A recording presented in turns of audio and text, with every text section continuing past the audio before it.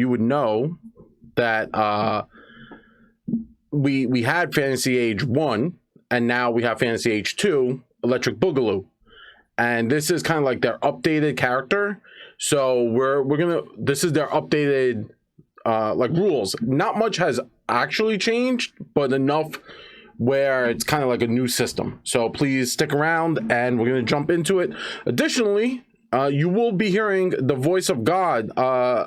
Rules Arbiter Steve, say hello to everyone. Yo. There he is. There's the voice of God.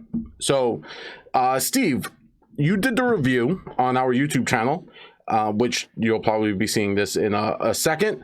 If you're watching this, it's on our YouTube channel. But yeah, so explain to us what Fantasy Age kind of changed. What was the big changes that you noticed from first edition, which we all kind of got to play, to second edition? What was like some of the bigger changes we saw here?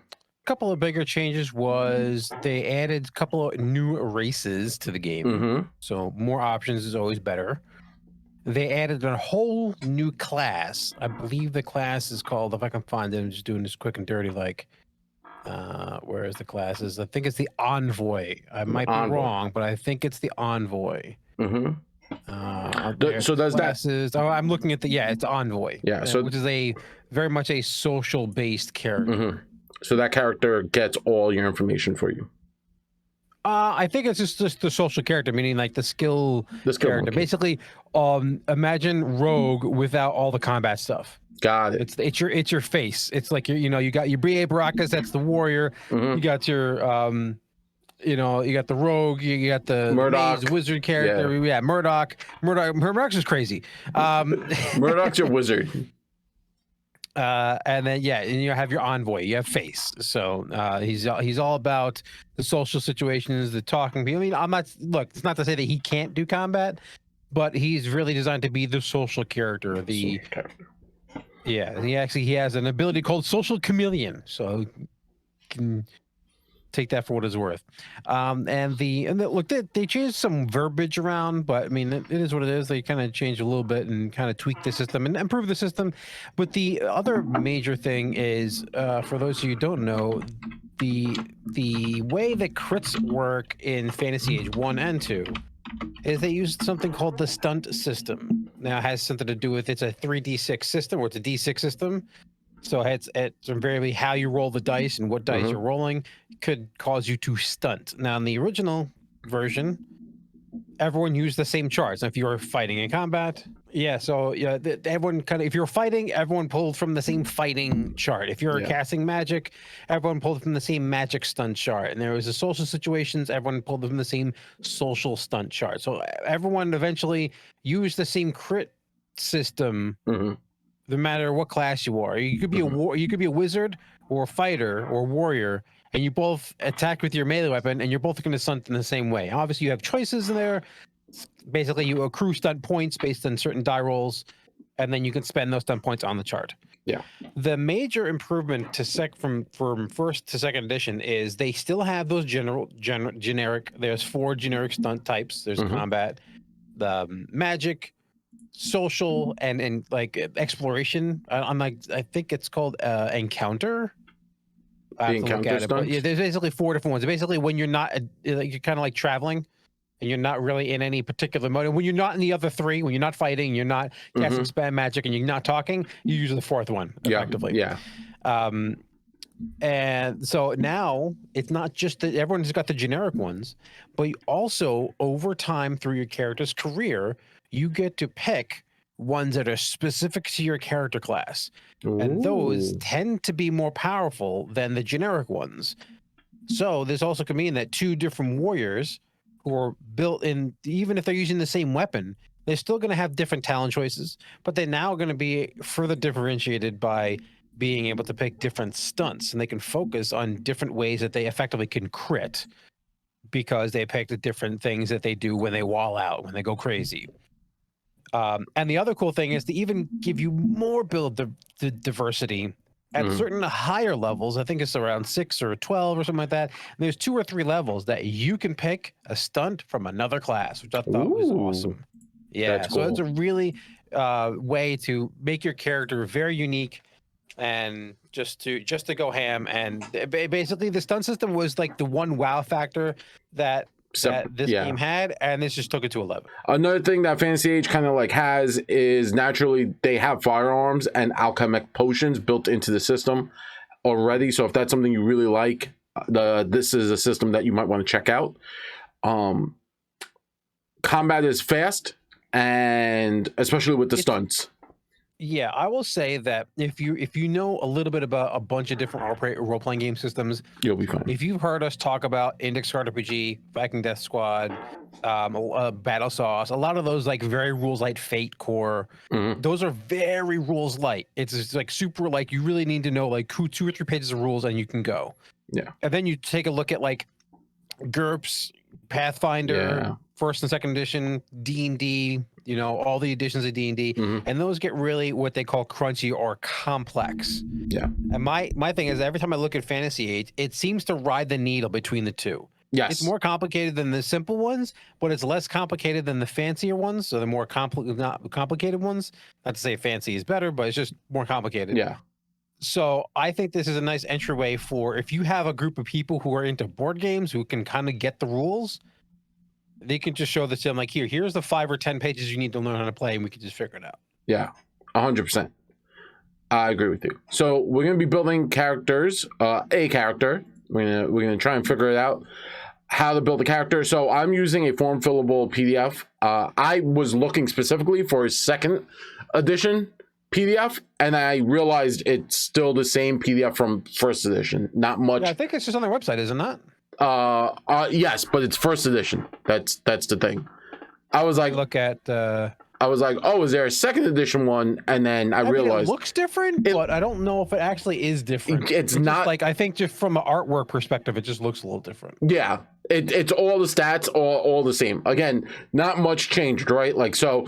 I'm looking at it right now and I'm comparing it. I'm seeing what you have, and it looks kind of the same. So they go over their abilities: accuracy, physical precision, and skill with finesse and ranged weapons, such as bows and rapiers. Communications, if you obviously that's talking. Constitution, fortitude, and resistance to harm. Dex, your agility and hand-eye coordination.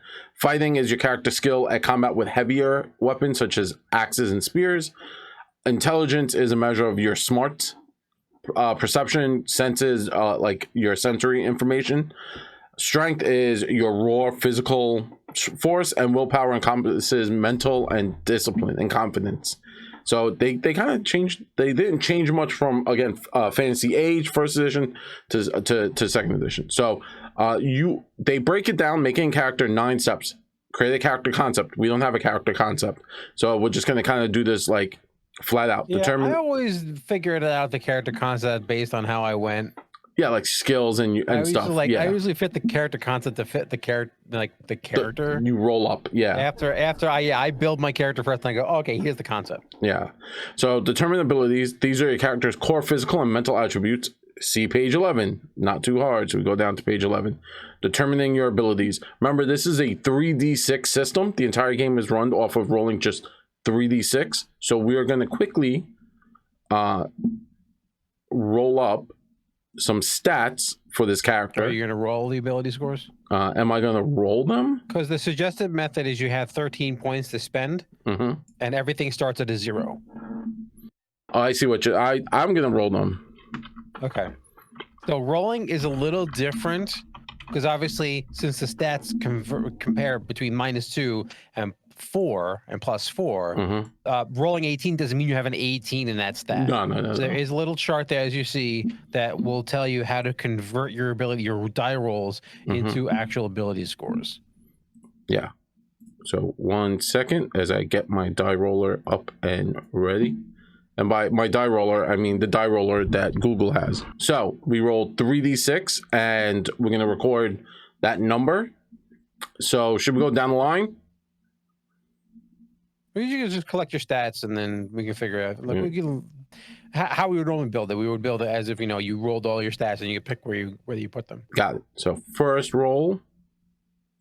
A mighty 7 coming out the gate Hot. That's a 0. That is a +0. So again, the fun thing to do is to have. I think this was fun when we did Fantasy Age the first time, right?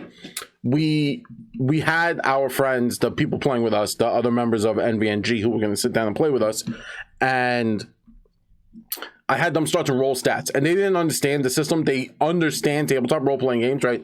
Playing Pathfinder, Dungeons and Dragons, Index Card RPG, Battle Swords, all of those, right? So they understood the concept. And then the first, like, once someone rolled like like this, like very low, a 7, and then they face turned, and I was like, "Don't worry, it's only a +0." And then that changed the entire attitude of everything, and I thought that was amazing. I thought that was really fun to see how people like switch when they realize it's not atrocious. So we got a 7. All right, let's re-roll.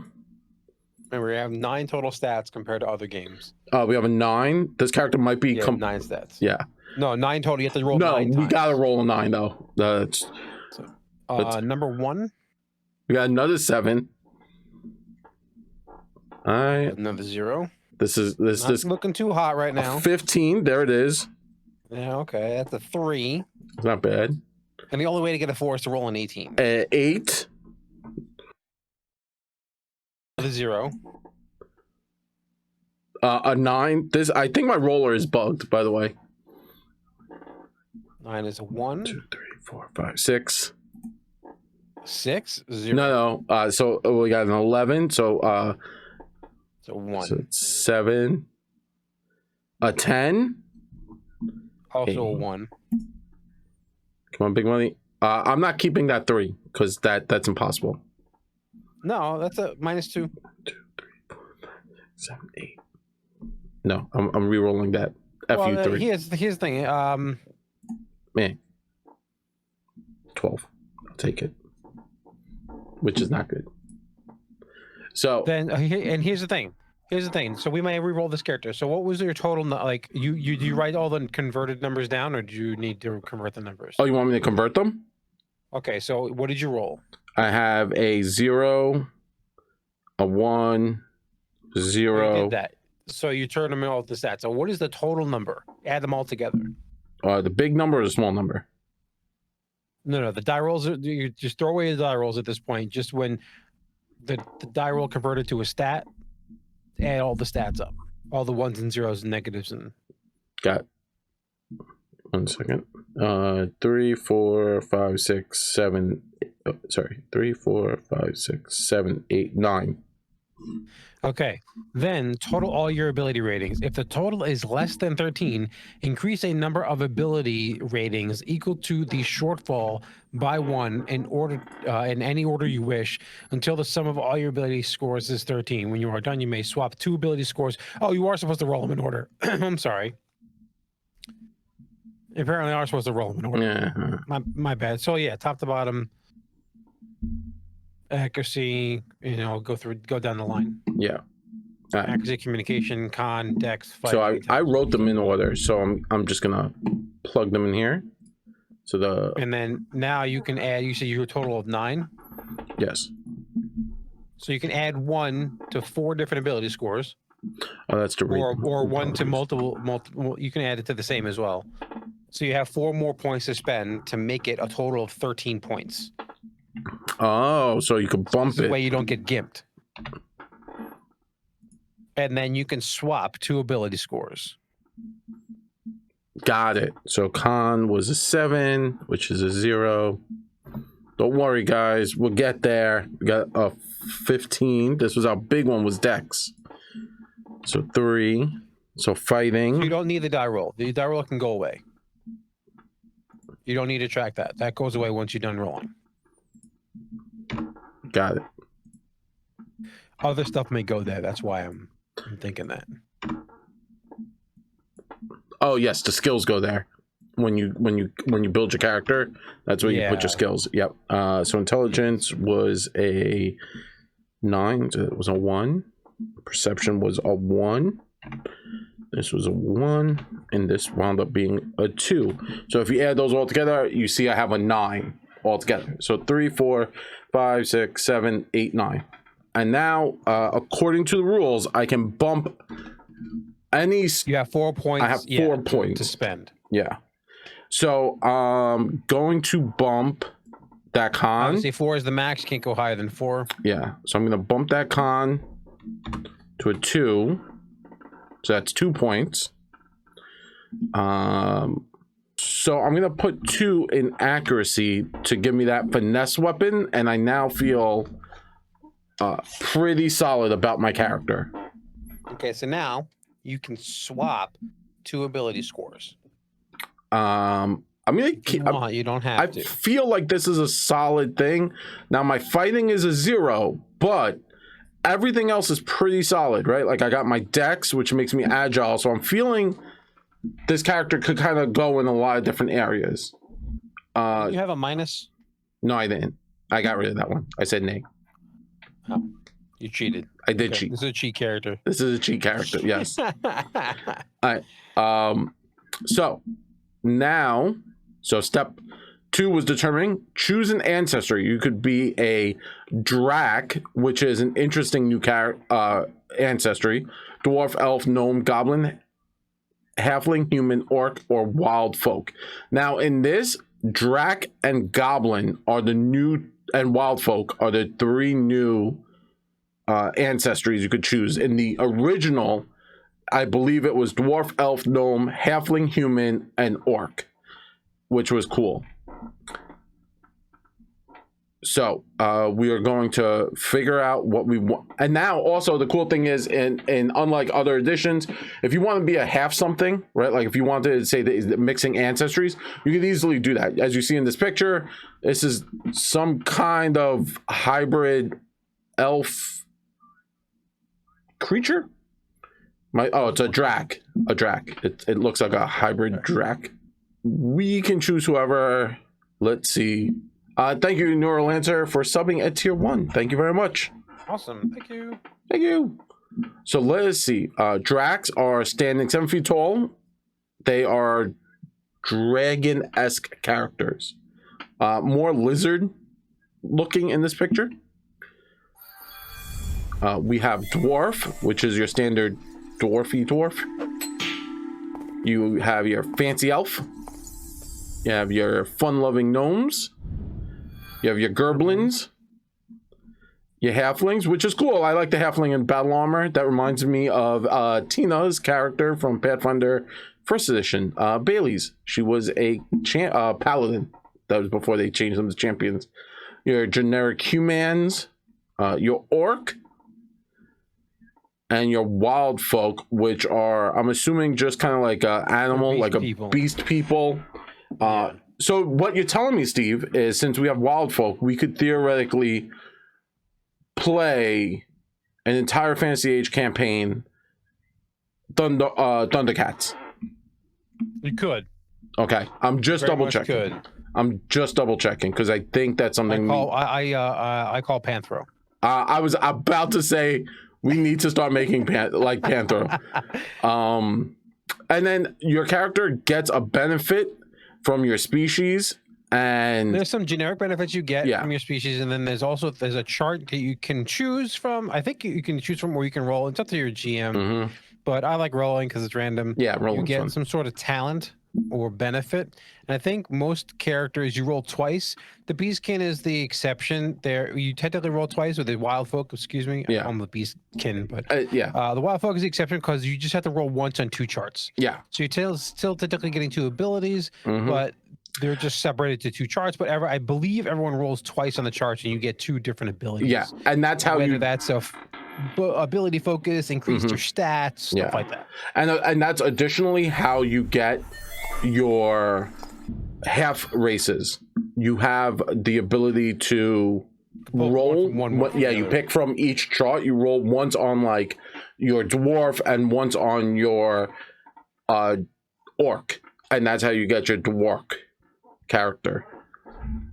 This one, the wild folk, you get your species, the species that you are. So canid, feline, rodent, deer, goat, ursine, which is a bear.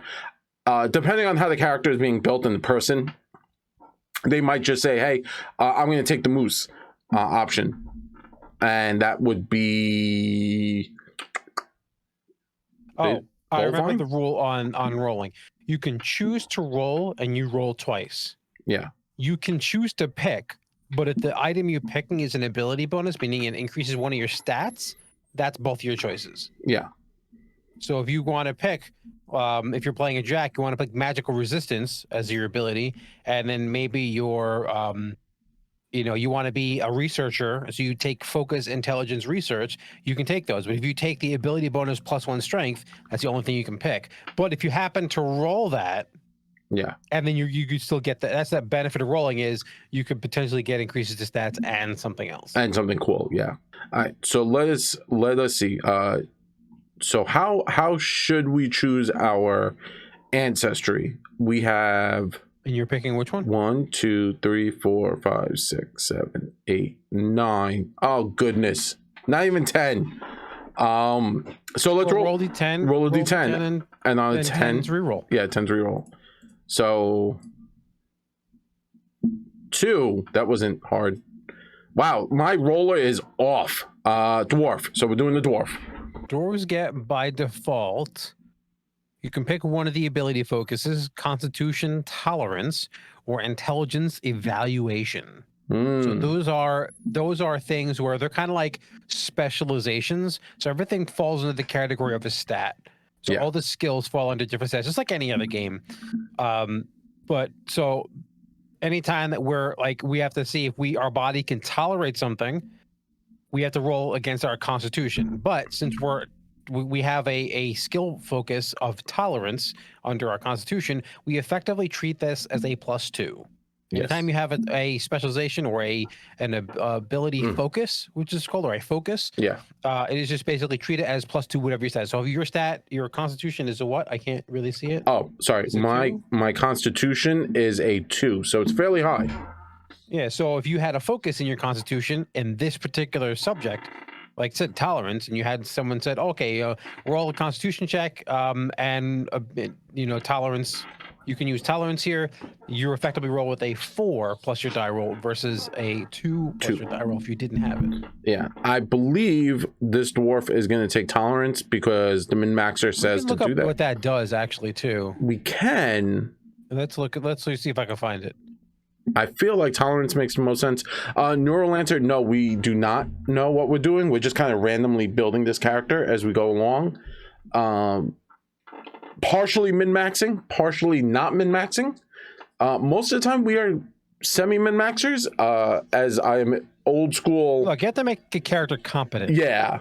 Steve says that. I say I'm a min-maxer. So we basically. Let me talk about what tolerance is. Tolerance. Yeah, this is what I thought. Resisting toxins. There is a list of all the ones are in the game. It is later in the book. It's another chapter, but so tolerance under Constitution is resisting toxins and other internal stresses, from alcohol to assassin's poisons. It also gives you some other references if you played the first edition and you were converting. And the other one was intelligence. Evaluation. Which I'm determining the value of goods and coins and gems to works of art and antiquities. So if you wanted to be able to appraise stuff, that's a skill you would pick, and you would be better at that versus being able to basically shrug off poisons and other things like that. I'm going to take tolerance. Okay. I feel tolerance makes sense. That's fine. Because I got that 2, so that bumps it to a 4.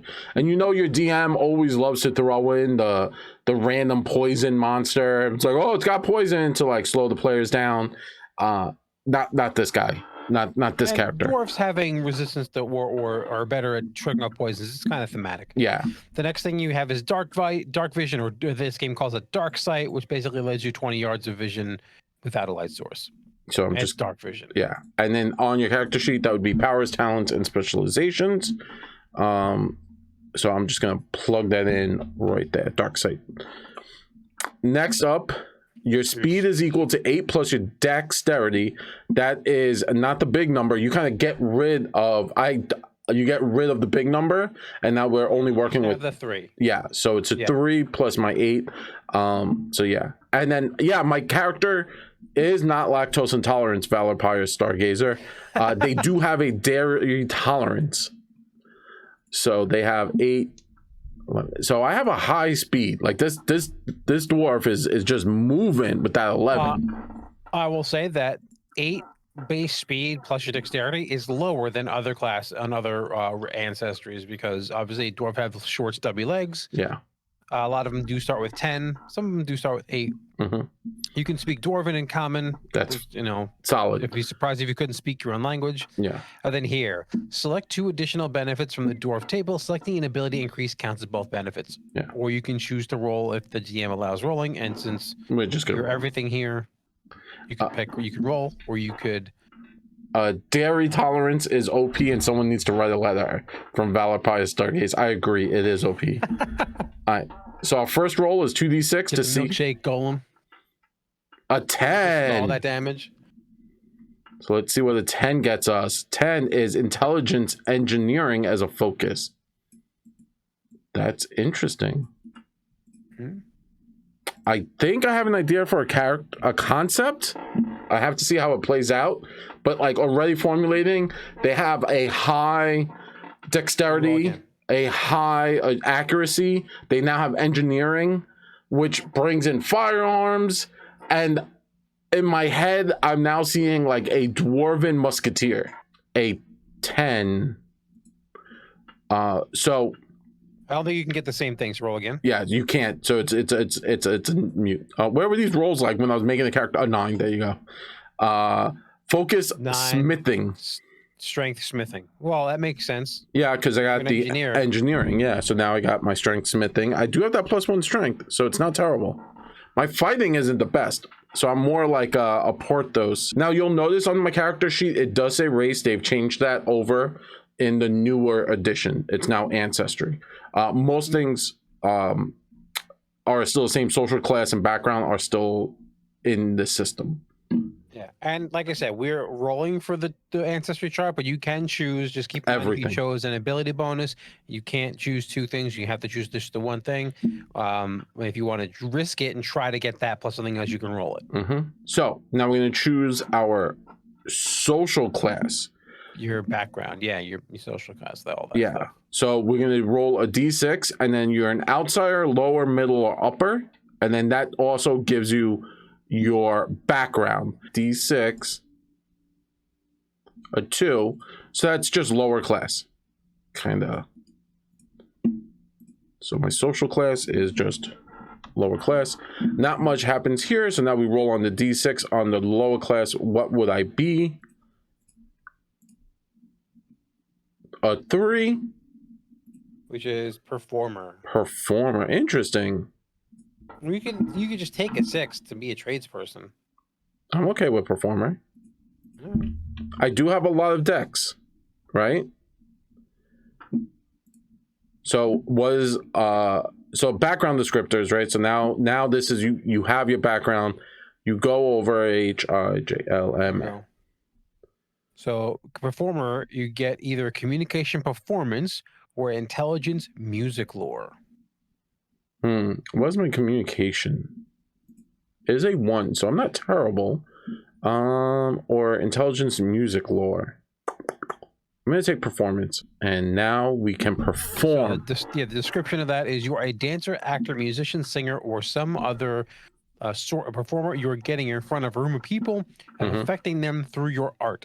You especially like it when they show their appreciation in more tangible terms, be it money or affection. So effectively, this gives you a skill focus, and you just get pick a choice of 1 or 2. You generally has to pick. You have to pick one that meets that matches your social status. There are a few of them that do have multiple social statuses that you can pick from. Yeah. So now we have a class, and there are now 4 classes in original Fantasy Age. There was only 3. So now you have Envoy, Mage, Rogue, and Warrior. The Envoy, as we described earlier, was kind of like your bardic character. Yeah, it gives you a short description of each one. If you want your character who is good at negotiation and working with others, play an Envoy. If you want a character who can cast spells, play a Mage. You want a character who is sneaky, play a Rogue. Character who can fight, play a Warrior. All right. So we could roll, and this would just be a D4, or we could pick. How do you what do you feel? I don't know. Do you want to play a particular? I mean, this goes on. This is your basically your major gameplay loop is you're going to be what you're leveling up in. Yeah. So, I'm not a huge fan of leaving that up to chance. Yeah, because I feel like But I don't know much for fun. Making a character is one thing. Yeah. But, yeah, I'm not a fan of. So like I don't know much about the envoy, and additionally the min-maxer in me is screaming don't roll because you're gonna wind up getting wizard. And with the low intelligence or willpower, I feel like both those stats are gonna like struggle with my character. So the envoy, you get coordinate, you create the envoy because it's new and you kind of have actually, yeah, you know what? Into that. It's not terrible because you get that coordinate ability. And that's pretty cool. You create opportunities for your allies whenever you generate a stunt point from rolling doubles. You gain 1 SP that you can give, which is a stunt point, to another character. Alternatively, you can give 2 of your stunt points from a stunt attack action to an ally. If you roll doubles on a stunt attack action, you gain 1 SP and you can transfer 3. So that's kind of like you're hoarding it, but then like as stuff happens, you can pass those out. So that's really interesting because stunt is really the bread and butter of this system. Additionally, Neurolancer says, as a min-maxer to another, I suggest looking at the Scald specialization, which kind of breaks into the envoy. So another part of the game is as you progress in levels, you can go into like a specialization. What we older edition players from like 3.5 Pathfinder would know that as a prestige class, kind of. That's kind of what they have here in this system. Like as you play and get better, you can specialize into other into like kind of like a, if you are a wizard, but then you have like a little bit of fighting, you could then become like a battle wizard and stuff like that. And actually, they do have specializations for some races too now. That was something new that they added as well. Yeah, ancestry based specialization. Okay, so we get the ability to coordinate. You get a free specialization at level 1 without meeting the requirements.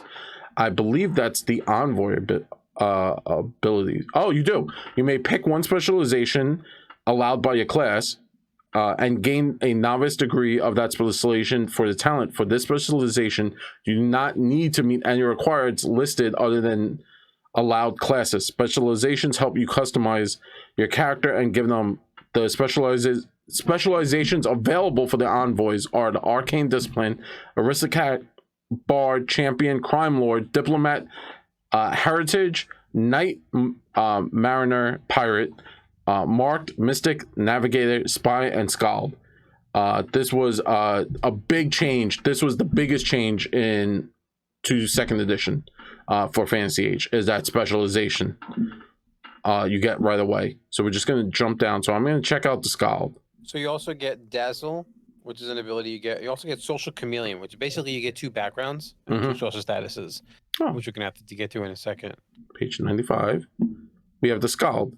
Scalds are battlefield poets who sing and write about the heroes and war, those of ancient times and those before them. Hey, this is Steve's favorite class from Pathfinder. So you have to be an envoy. Requirements: communication 2, the communication performance focus, and the intelligence military lore focus.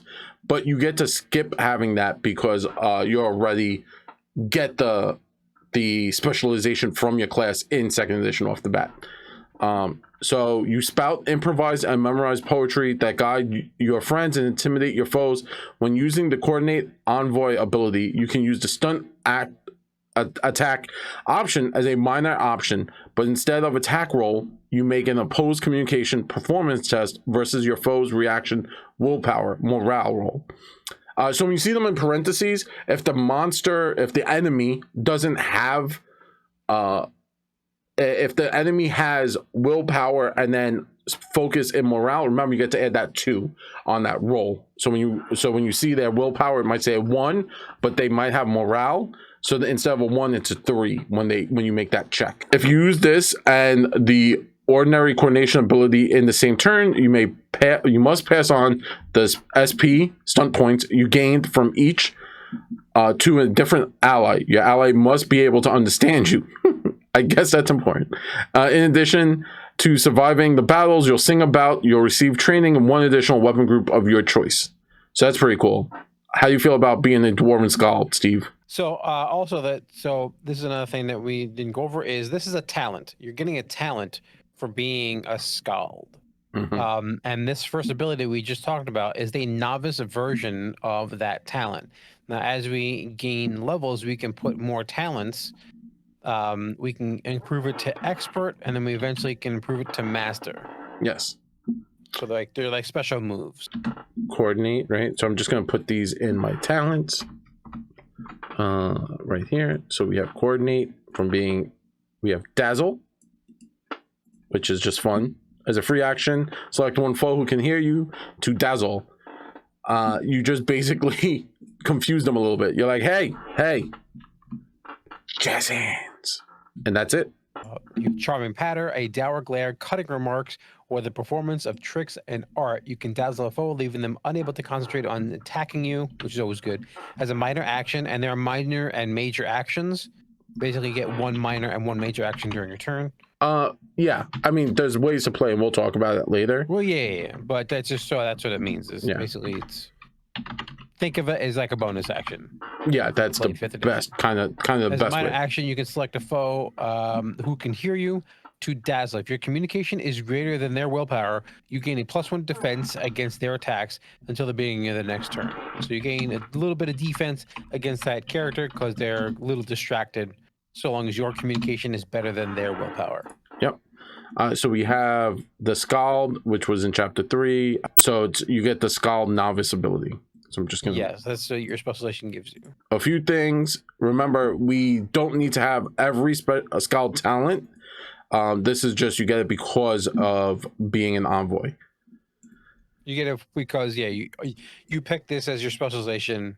As you build your character. Now we get our primary abilities: communication, fighting, intelligence, and willpower. So we're going to add a little dot on your page. So we have communication, fighting, intelligence. Do you add the dots for those? Willpower. Yeah, as your primary ability. And your secondary abilities are accuracies and such. Our health is 25 plus our con plus D6.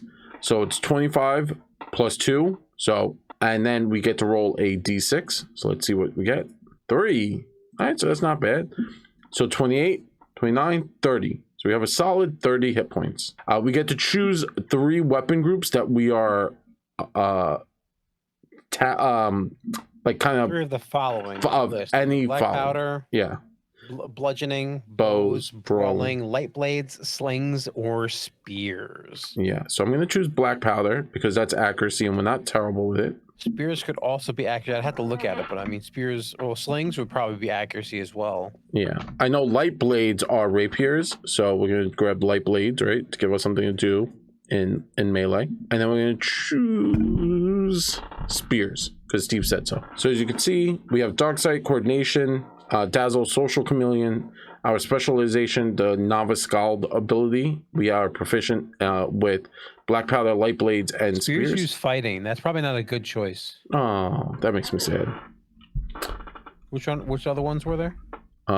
Bludgeoning, bows, brawling, and heavy blades. I know heavy blades use fight. Brawling uses accuracy. Really? All right, brawling it is. Yeah. Bows obviously use accuracy. Bludgeons use fighting. What was the other one? Light blades use accuracy. Yeah. So we're gonna grab brawling. So punch people. Yeah. I'm punch. I'm gonna falcon punch someone to death. All right. And let's see what is the last thing we can do. We have to do that other social status thing. If you look at your envoy, you basically get a social status of where you were before you became an envoy, and then your new social status. So, social chameleon. You have 2 social classes and 2 backgrounds. Determine your first social class and background normally, which you already did. Mm-hmm. For your second social class and background, you may select any different social class and then select a background appropriate to that class. You can select a focus for each background as normal. We already did 1, thus gaining 1 additional focus. Select one. Select one social class and background that represents your circumstances you found yourself in as a child. The other represents your second society you successfully integrated yourself into, gaining new social stuff. Blah blah blah blah. Well, that's kind of hard. You know what? We're a Scald, right? Yes. So that could be our lower class. I was thinking, yeah, like a pirate or a wanderer, right? Like we're wandering. So first, you have to pick your new social class, which is the outsider, lower, middle, and upper class. So first, you have to pick your new social class, which is the other thing, and then you pick a background that fits that class. What do you feel, Steve? Well, if you grew up as a Scald, then that's what you kind of learned from, and then you eventually kind of got into the Envoy, which is effectively the Merchant's Guild. You could probably go to middle or upper class. Okay. And then pick something from there. It also depends on what kind of skill you want. If you were, look, if you want to pick it purely based on like what your character thematically is versus what you're gonna get mathematically. Yeah. Yeah, that's the Neurolancer is also right here. Like, you get a free specialization level 1 without meeting requirements. That's another big change from first edition. Correct. They used to have to earn every single specialization. Now you kind of get one, so you kind of already stay. Everything was like level 3 or 4. Like it was level 4, which is the weirdest level to get stuff in. Oh, you can use this second background to get your communication performance focus you need for the Scald talent. Which you don't really need it, but it makes it beneficial. You know what? I was missing page 93. Military lore. That's the one I was missing because I have communication performance. So for the expert ability, you do need military lore, which is the one higher. So I think that's a fair way to look at it, is to grab military lore. Soldier doesn't have it. Oh, Squire has it, and that's the only one that has it. There's probably only one for each one. Yeah. So what you could say is that being a Squire used to be your original profession, and that's what you grew up as. And then you said, "The hell with this! I don't want to be a subservient nobody for the rest of my life." And you started, expounding all the victories you saw during the jousts and stuff. Oh, hey, that makes sense. I like that. And you started like walking around and telling people's stories. So we now have the social chameleon, upper class, and Squire, and now I have my military lore for my next. If I keep going in Scald, my specialization, I will go from novice, then I'll bump up to expert, and I'll have that lore already set up, so I don't have to worry about picking it up in the long run. And now, the one last thing before we finish being a level 1 envoy is you get to pick 2 starting talents. You become a novice in 2 of the following talents: animal training, carousing, command, contacts, inspire, intrigue, linguistics, lore, oratory, or performance. I believe we already have performance. Yes, and we have military lore. These are talents. I'm sorry, these are talents. So this is different. Yeah. So what is the first one? The first one is animal training. It's probably not the one we're going to pick, but animal training. Novice, you know the basics of dealing with animals. With a week of training, you can teach an animal how to follow a simple one-word command like heal, follow, or attack. You can teach a single animal a number of commands equal to your communication. It kind of makes sense that you would know how to talk to the horse, that of your knight as a Squire, but do you really think that it's something you would keep going and train it? Definitely not. That would just be more flair than anything else. Let's see going, because maybe I'll choose one that fluff and one real one. Fluff and one useful. What's the next one? Carousing. I like that. That just sounds fun. Carousing requirements: envoy, communication, or say envoy or communication and constitution 1, but we have envoy, so we're good. Yeah. Take your fun seriously. Novice, you can drink other people under the table. This one more thing. That you can drink other people under the table when making a constitution tolerance test. You gain +1 bonus to your stunt die. While you normally can't perform stunts, certain drinking related social stunts accepted. When resisting ill effects consuming substances, this bonus not only adds to your roll, but aids in reaching successes thresholds for advanced tests. So basically, this increases your save and lets you do some fancy shit while you're drinking. Not gonna lie, I would be nasty at drinking because I have the con By the too. way, With the tolerance. expert, I just wanted to let you know that the expert level one, we can't pick this right now, but the flavor text is the tavern is your second home. I'm not gonna read anymore. Oh my god, I would Carousing is all about that's the drinking talent. That's the drinking. I would be so gross with drinking. Oh man. What's the third one is command. Command. Right? Oh, command. You can either be an envoy or a warrior. You are a natural leader. Your presence inspires. This is the novice version. Your presence inspires your allies. If you take a minor action to make a heroic gesture, to raise your sword, shout a battle cry, wave a flag, or so on, your allies gain a +1 bonus to willpower tests for the rest of the encounter. That's not terrible. That's really good. I like that. Contact. And it's like you do it once and it's a whole encounter. Yeah, that's also the solid point. This isn't like a spell where like it's rounds or turns, or you don't, or you have to do it every round. Yeah, this just you do it once. Yeah, you waste your major action, but then you still have your minor. Minor. Yeah. Oh, it's a minor. Action. Yeah. Wow, that's crazy because God, that's amazing. That's really powerful because, mind you, you can always dump a major action for 2 minor actions, and that's really powerful for 2 minor actions. What's the next one? Contacts, right? Contacts, yes, to know someone. Contacts, okay. Probably. Contacts, requirements, communication 1, which we have. The flavor text is you know how to turn even chance meetings with people into ongoing associations. Novice, you can attempt to make a contact out of an NPC with a successful communication persuasion test, which we don't have that, but we do have communication. The GM will set a target number based on the likelihood of you knowing the NPC or having mutual friends. The more distant the NPC's homeland or social status from here is, the more difficult the test will be. But actually, we have 2 social statuses, so it's not that far off. Yeah. Making it so the farther you are from them, the harder it is. A contact will be friendly, but won't go out of their way to help you without additional motivation. You can't make a contact out of an NPC who already dislikes you or is an enemy.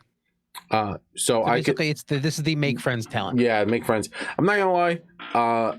A lot of times, like we've all played, right? Either one of 2 things are gonna happen. One, the GM's gonna have to randomly come up with an NPC. Like, so it's gonna be that one random NPC that like the GM didn't even think about, that everyone latches on to and becomes like the party NPC, right? Or 2, this is gonna be a contact, and I feel contacts are great, but in certain campaigns where you're kind of like adventuring and not making a home base, that that could become like a very hit or miss. So you could use this in a situation where you do have a home base, you're kind of operating out of one major area. Yeah. Or you can use this if you're going to a lot of little towns. Oh, I see what you're saying. And like you kind of always be able to make a friend somewhere. Yeah. But you're right. If you're like mostly dungeon crawling, this really doesn't matter. Yeah. Yeah, party NPCs are the DM's bane. Yeah, that I hate that. Like they're like, oh, what's the name of the halfling that's helping us? Bob. Bob becomes like the most. Again, this is more of like they're not going adventuring with you, but it's just like you have a person, if they're friendly to you, if you make your check, you have a person that like maybe you get a little bit of discount on goods. Or maybe they give you a little bit of the inside scoop of the town.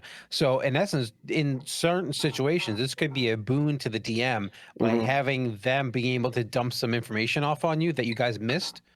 Or easier way to like, oh wait, no, we didn't make the persuasion checks, we can't progress in that story.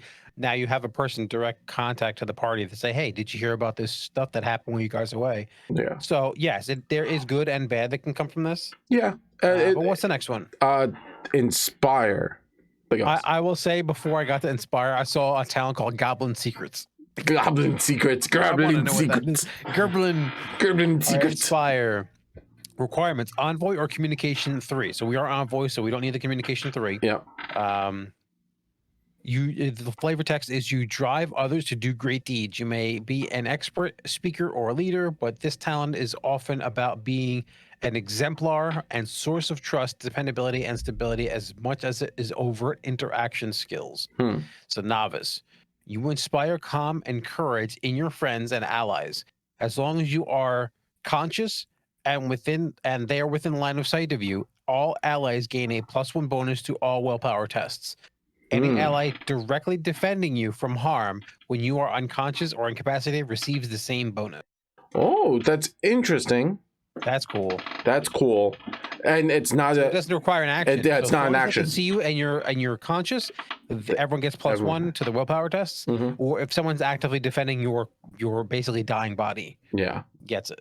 I like that because as a Skald, right, you're always kind of being like the person to inspire everyone around you. So I'm a fan of that. So the next one is intrigue. I'm intrigued by intrigue. Okay, classes, envoy or rogue. Requirements is you're an envoy or you have communication too. You are a master of secrets. You understand the novice ability. Novice ability is you understand how to navigate the waters of social situations. Choose one of the following communication focuses: etiquette, deception, or seduction. I think that's funny. That's seduction's a choice. If you fail a communication test with your chosen focus, you can re-roll it, but you must keep the second result. So it gives you a re-roll on either etiquette, deception, or seduction. Sadly, I have none of those powers. You don't want to seduce the dragon? Come on. I always will seduce the dragon. But sadly, I have none of those powers. So I'm going to say maybe we continue on to linguistics, which I feel I kind of know what that is. Class, any requirements, envoy or intelligence. You can learn new languages easily. When you learn new language, you learn to both speak and read it. The GM decides which languages exist in a particular campaign, blah, blah, blah. Yeah. Okay. All right. Novice. You learn how to read, speak, and write a new language from among those commonly spoken where you have lived and traveled. Okay. So as you get higher in this, it basically gets more obscure. Yeah, I get that. So it's like you want to be the person who can speak everything. So the next one is oratory, which is something I was struggling doing just now. You are a skilled public speaker who can sway others with your words. Novice, you know how to work a crowd. If you fail a communication persuasion test while trying to convince a group, you can re-roll it, but you must keep the second result. You can't take this re-roll in an intimate setting or where trying to persuade an individual. So it must be a group. Oh, so that's why you have intrigue, where that's the more like intimate setting, and then you have oratory for the group setting. Interesting. And last but not least is performance, which we have. No, well, we have the we have the focus of skill. Focus. Yeah. Think of that as I don't like it when games do this where they have names of things that are multiple things, but this is the performance talent compared to the performance focus. You have a prodigious talent as an actor, musician, or other performing artist. Novice. You know how to play an instrument, sing, act, and otherwise entertain an audience. When using the communication performance focus, the crowd appeal stunt only costs you 1 SP per person. So normally this stunt, that's a stunt. So if you stunt during this performance, there's a crowd appeal stunt that probably costs more than 1 SP per person. Yeah. And now it's reducing the cost. Interesting. Probably costs 2 or 3 per person. Yeah.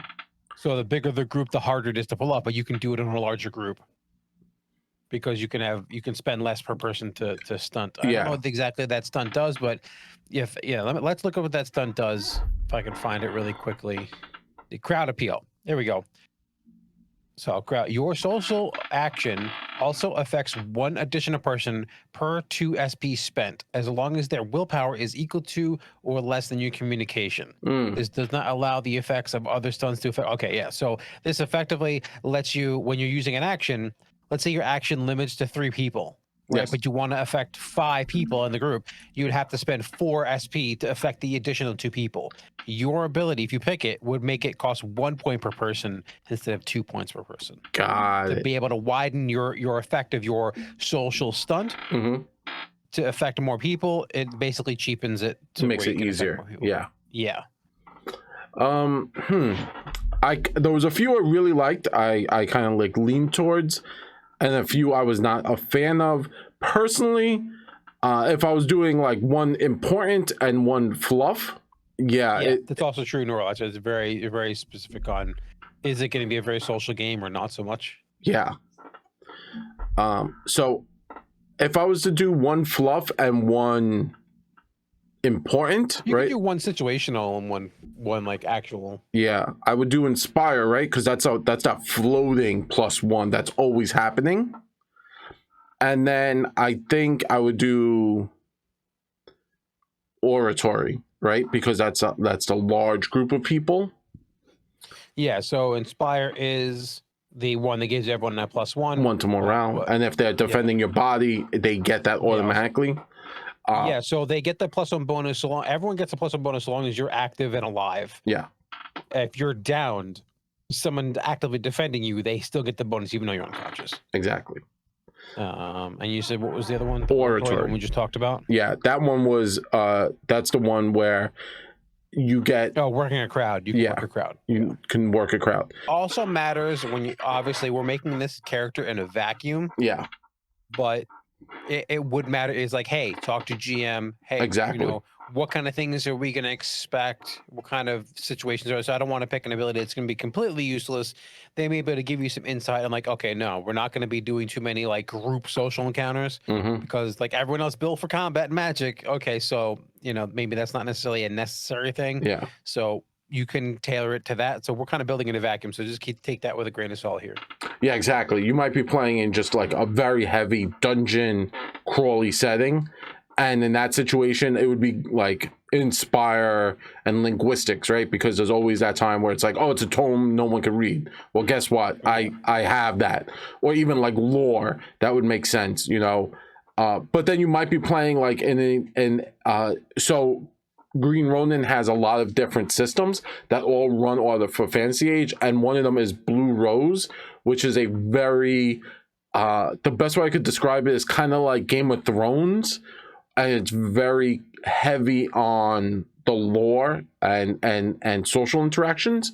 So if you're playing something like that, you might want to take intrigue and contacts. So it really much depends on how you want to play your character. Also, like you don't think of these as, I mean, obviously our class is giving us 2 free talents based on a list. But after that, like this one, like Inspire says, you can either be an envoy and that's your requirement, or communication 3. So you don't necessarily, and you could be any class, any ancestry. So some of these specifically say you need to be a certain ancestry. Some of these you need to be a certain class. Others are, if you are a certain class or you have the stat requirement, you can take it. So don't think that Inspire is just for the envoy. There are other classes that any class can technically qualify this given a high enough communication. So you can be like a warrior. Like actually the other one, the command is warrior or envoy is the one that you have to be. You have to be one of those two or you can't take it. Yeah. So you can be that person who's in like shining plate armor, like commanding their troops into battle. Yeah, there's a really cool thing where all the talents have all these different requirements. All right, so we took the last 2. So we took our 2 starting talents. You get to choose 2. I took Inspire and Oratory. I feel like, again, it's very vague on both of those. It might be useful, not. Now, as you progress through the game, at levels 2, 4, every even number leveled, it tells you what you get. At every even number leveled, you get 1 ability advancement, which you must spend in your primary. That's why I marked those off. You get an advancement. You gain 1 stunt advancement and 1 talent advancement.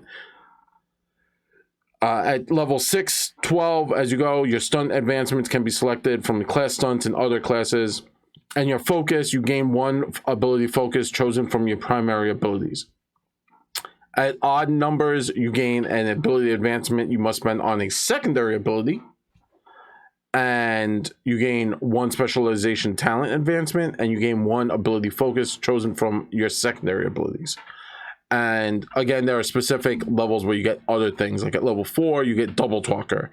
At level 8, you get Stunning Repartee. You can dazzle. Your dazzle is better, and that is really it. After that, you kind of have your closeout. you get your money from your background and your social class, and then you kind of buy equipment at that point. So we started as a lower class, so it's you get 20. We can gain the benefit from the money from either one. Yeah. So because we're an envoy. That's something special for envoys. Yeah, exactly. If you are an envoy, you get and it tells you equipment, starting equipment.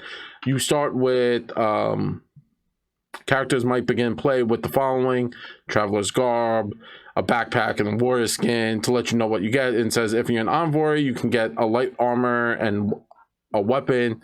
So if I take the upper class, because I took an upper class, I get 100 silver pieces plus 3d6. So let's see what that is. 2, 3. So 109 silver pieces. Doesn't really break the bank. And then you kind of, that's how you would get your money, how much you have. So I would, equipment and money is an option. So I have 109.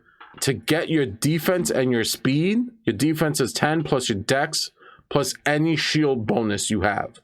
Currently we don't have a shield, so it'd be 10 plus our dex, which is a 3, so that's a 13. Armor is different. You also get a penalty if you're wearing certain armor. It could dump, your speed can change. Does armor give you to soaking, or does armor give you to your raw defense value? Armor gives you your soak, I believe. Okay, so shield gives you to your defense, and armor gives you to basically reduces damage. Yeah. Currently we have our envoy. I'm happy with this envoy. It looks pretty solid. We don't have a name. It would have been easier if we just went with this is, you know, like the dwarf, right?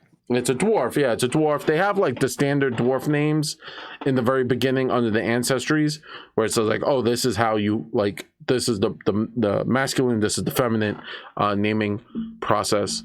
But I'm gonna name this dwarf after my son's favorite name in the whole universe, because he read it in the book and he thinks it's hysterical.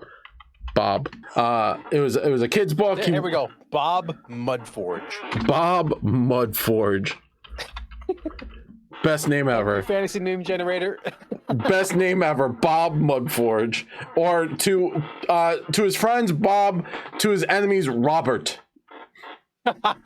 But yes, I want to say thank you very much to everyone hanging out with us in chat. I want to say thank you very much to Steve. Thank you for hanging out with me, the voice of God. And I want to say thank you very much to, obviously, the people who created Fantasy Age, Green Ronin. Thank you. And thank you very much to everyone watching this later at their convenience. So again, from all of us here at Nothing Venture, Nothing Game, we love rolling dice, giving advice with a little bit of that New York spice. Say goodbye, Steve.